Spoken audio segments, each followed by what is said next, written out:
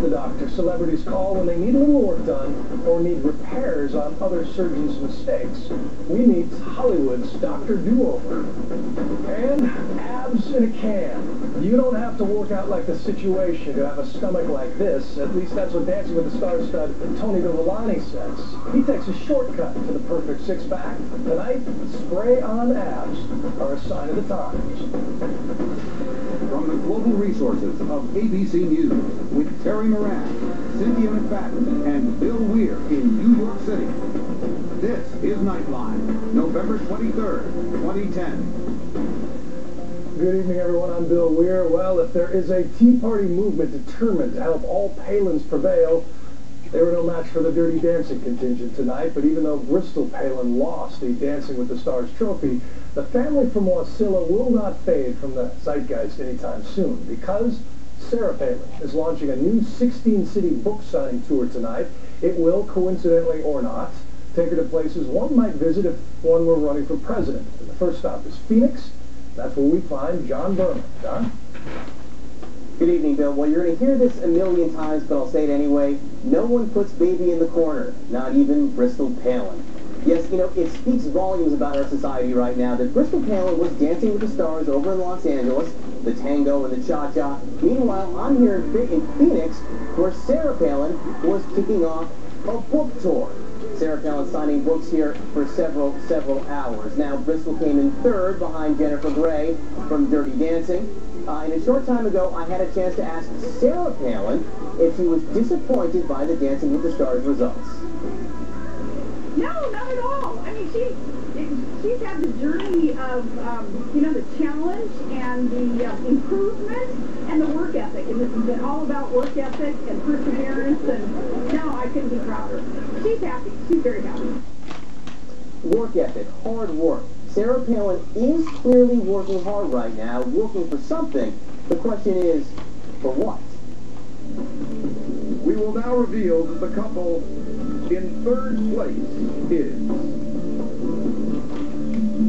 Bristol and Mark. She didn't win. Jennifer and Dick!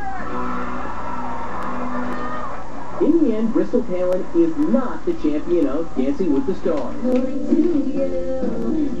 She didn't get to hear liberal rage that the Tea Party fix was in. We didn't get to see her hoist the mirror ball trophy. But then again, we did get to talk about Sarah Palin. Welcome to reality. Sarah Palin's reality.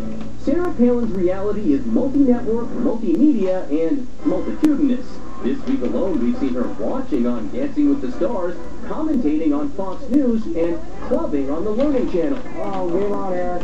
Clubbing fish, that is. It's a dirty job, but somebody's got to do it. Sarah Palin's Alaska is a travelogue/reality show that takes us on all kinds of adventures in the nation's 49th state. But it is only one part of Sarah Palin's reality. Sarah Palin has perfected the reality show candidacy, not just the TLC series, which isn't all that real, but her books, her tweeting, her Fox News appearances, all of which enables her to use the media, the mainstream media that she loves to deride. She is everywhere, including tonight in Phoenix, Arizona, signing copies of her new book, America by Heart, which among serious policy discussions and criticism of the president actually includes a section that deals, literally, with reality TV. This time, American Idol. She calls the bad singers on that show victims of the cult of self-esteem.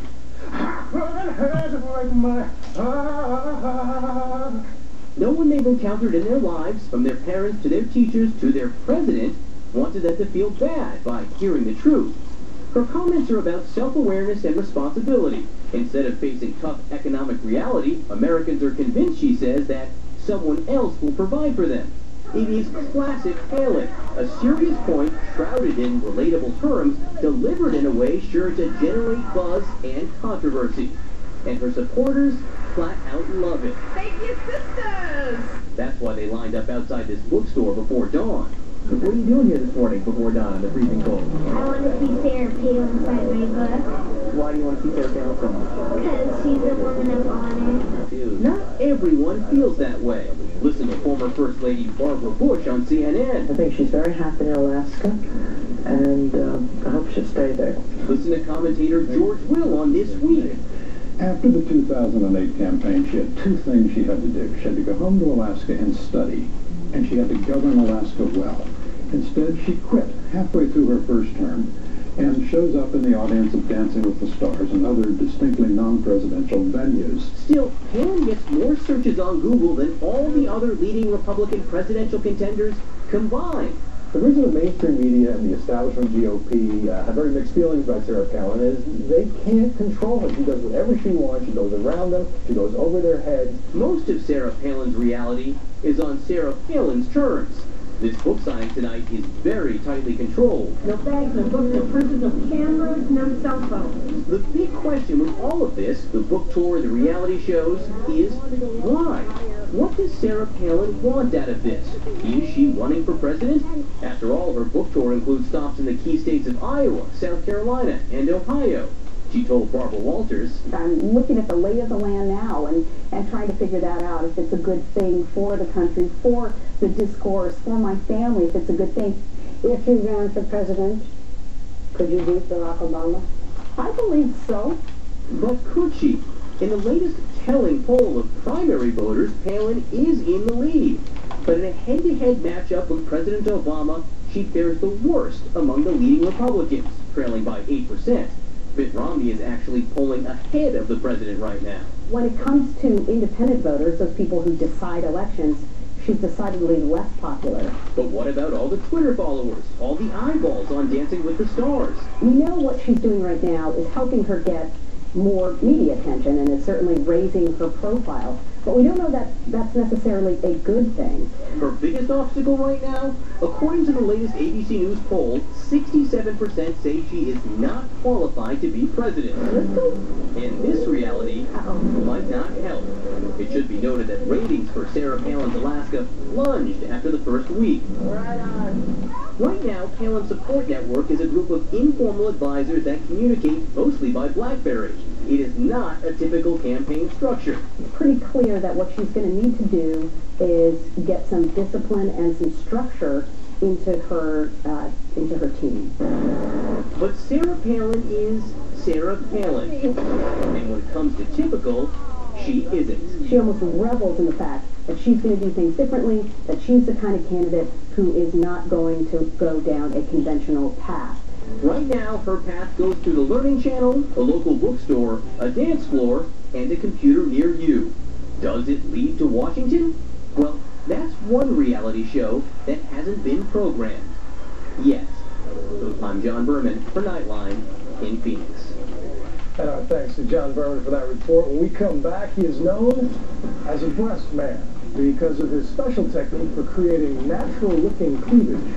We meet Hollywood's go-to plastic surgeon.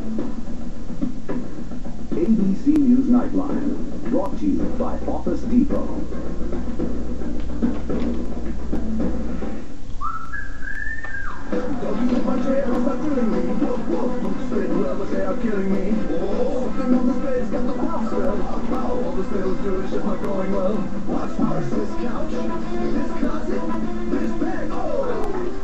Eliminate 7 everyday odors and the things you can't wash with Febreze. Febreze gets rid of odors and leaves a light, fresh scent. Never a harsh smell. It's a breath of fresh air.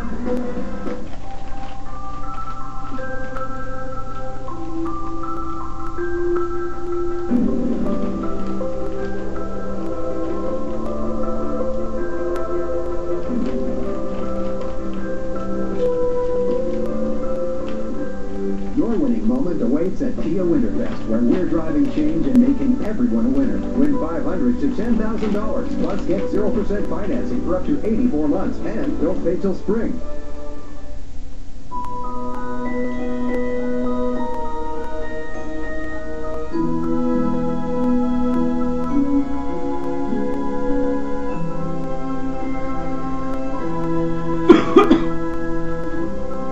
With up to 60% less on brand name gifts, you can afford to spoil everyone on your list this holiday season. Winners and HomeSense, your Christmas is covered. Dinner. This www.cookwithcampbells.ca/chicken broccoli devon is my favorite. Mine's cookwithcampbells.ca/tuna penne. Hi, guys. Let me guess. http://www.cookwithcampbells.ca/Tex-Mex chicken. Discover weeknight dinners that click at cookwithcampbells.ca. Every day, our reporters, our photographers find the stories that matter, and it's these images we gather from all over the island that tell our stories. Today is a great day for the province. Stories that engage us, that touch our hearts, that move us to take action. Stories that bring us together every day. CHEK News, your story. It's time to start getting into the Christmas spirit, and it all launches with the Island Farms Santa's Light Parade. Be part of the festivities right in your own living room. Join Stacey Ross and Gordy Tupper Saturday at 6 for live coverage. We'll have all the bright lights, holiday costumes, amazing floats, and of course, Santa himself is sure to make an appearance. It's all brought to you by Island Farms, Thrifty Foods, Coast Capital Savings, and End of the Roll. Join us Saturday, November 27th at 6 o'clock for the Island Farms Santa's Light Parade, a special live presentation on CHEK.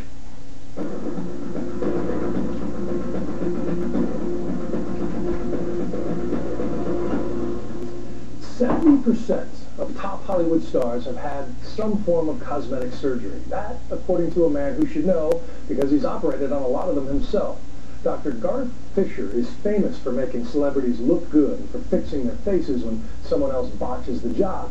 He's even been called on, in the case of Tyra Banks, to testify that, yes, those breasts are the work of a higher power than man. Juju Chang paid him a visit. Everywhere you look, it appears more than ever Hollywood has gone plastic. From the young to the old, the new do's, the redos, and the extremes, the admissions, and the downright shockers. It's plastered all over reality TV, from Dancing with the Stars to The Hills, I got a slight eyebrow lift. to the Kardashians. Across the country, nearly 10 million cosmetic procedures were performed last year. 300,000 breast enhancements, nearly 300,000 liposuctions, and 2.5 million Botox injections. If plastic surgery has a pecking order, Dr. Garth Fisher of Beverly Hills tops the A-list. His roster of high-wattage celebrities is endless. Brooke Burke is his ex-wife, but he's Hollywood's Dr. Fix-It. He's fixed Lisa Rinna's lips, Bruce Jenner's facelift, boosted Courtney's and Kendra's breasts. He's there to help all these megastars sculpt their look. What percentage of A-list Hollywood has had some work done? Probably 70%. They're all taking out their plastic for plastic, and it seems the key to survival in this cutthroat industry is to scalpel your way through. I've heard the metaphor that you're sort of the Michelangelo of plastic surgeons, and that the face is really your canvas. But what makes you the go-to surgeon in Hollywood? I'm a perfectionist, and I translate it with my hands. I appreciate beauty. I know what looks good and what doesn't, and I'll stand there till the end making it work. And it was lowered down here. Dr. Fisher is known around Tinseltown as a breast man. His special technique for natural-looking cleavage avoids the fake circular look in favor of the teardrop. There's a bodacious list of celebrities walking around with Fisher breasts. Kendra, Holly Madison, Kourtney Kardashian, Jenna Jameson, Katie Price, to name a few, all publicly boasting his handiwork. And it doesn't stop there. Kendra even put him on her reality show. Okay, what size bra do you wear now? Not even an A. And so did Holly Madison. If you can bring in 3 naked pictures and show me this is too big, this is too small. Okay. Tyra Banks even asked his expertise, a live exam to prove she hadn't gone under his or anyone else's knife. Tyra Banks has natural breasts, there's no implants. And on the Kardashians, he's performed a few nips and tucks on the family, but his most notable work was done not on the sisters, but on their stepdad, Bruce Jenner. The part corner of your face that was pulled. That's stayed, pulled, but the rest of it's kind of falling around it. And I think this looks older than it looks because this looks a little bit younger. A facelift gone wrong, and a bad plastic surgeon is what led him to Fisher. The former Olympic gold medalist got a redo. The fixes account for approximately 40% of his work.